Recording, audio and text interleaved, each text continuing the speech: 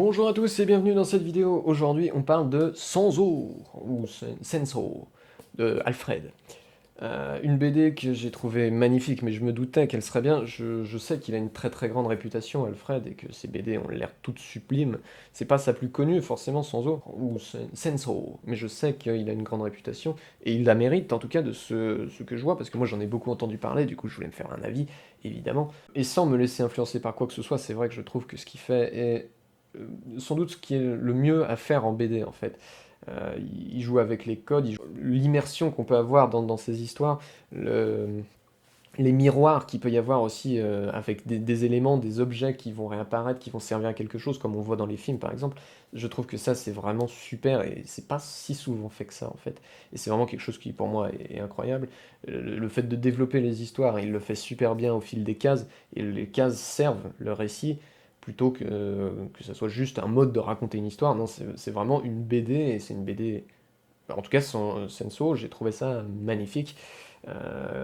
Parce que justement ça joue énormément avec ce format de tout est écrit, tout a un lien, mais on l'apprend plus tard. On voit un truc à la page 1, bah, ça va revenir au milieu et ça va revenir à la fin, et on va comprendre la portée que ça aura. Il y aura des symboles, parfois même des symboles que je n'ai pas compris ou qui sont sujets à interprétation, qui ne seront jamais expliqués dans le livre, mais des symboliques, l'oiseau qu'on va voir, le taureau, j'ai pas compris quelle était la signification du taureau, je la trouve super intéressante parce que ça peut être la colère, ça peut être la frustration, euh, ça peut être la personnification de l'orage qui arrive au fur et à mesure, mais je ne sais pas vraiment quel a été le message que voulait délivrer Alfred, mais justement, tout est interprétable en fonction du vécu du lecteur et en fonction de ce qu'on veut y voir, et aussi en fonction de la poésie de l'histoire. C'est pas juste je mets un élément comme ça, voilà, démerdez-vous, hein, voilà, il y a quelque chose derrière quand même, et il y a énormément de symbolique de partout. Chaque personnage, chaque événement, chaque objet qui va arriver dedans, il y aura une symbolique.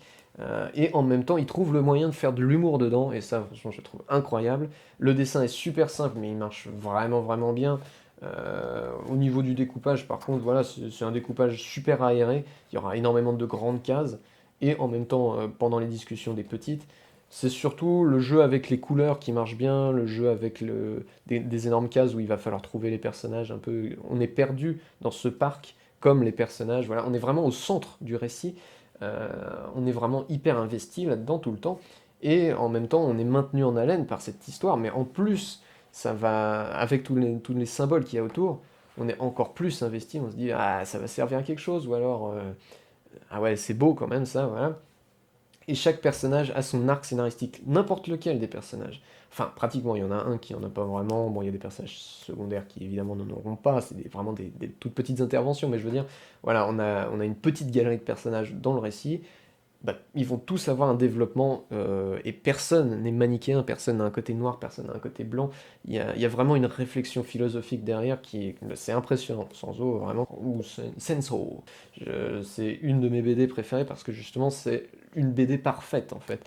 Tout a été fait comme il faut et de manière hyper poétique. Et ça me parle énormément. Voilà, j'espère vous avoir donné suffisamment envie de le lire. Je vais quand même vous raconter le pitch, hein, voilà, c'est l'histoire de. Bah, je vais vous lire le résumé hein, quand même. Donc c'est l'histoire de deux inconnus qui un malentendu met face à face, au beau milieu d'une fête de mariage qui ne les concerne pas, dans ce vieil hôtel du sud de l'Italie entouré par ce parc immense écrasé par la chaleur et qui semble ne jamais finir. Germano et Elena, un peu à la dérive, s'accrochent l'un à l'autre et lentement se laissent guider par leur désir mutuel de donner, le temps d'une nuit, un sens à leur vie. L'histoire d'une fugue immobile.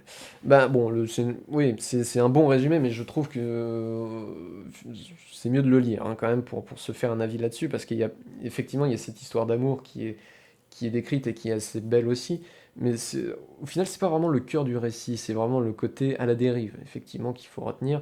C'est des personnages qui vont se laisser porter par l'histoire comme le lecteur. Et tout a été fait pour que le lecteur s'immisce vraiment dans l'histoire, et ça marche super bien, et encore une fois, voilà, avec tous ces échos de ce qui se passe, chaque élément va avoir une importance, c'est génial. Voilà, j'ai fini du coup de complimenter cette BD, mais pourtant, c'est normal que je ne tarisse pas d'éloges, hein, il y a tout là-dedans, mais je vais m'arrêter là, et je vous dis à bientôt pour la prochaine vidéo. Salut.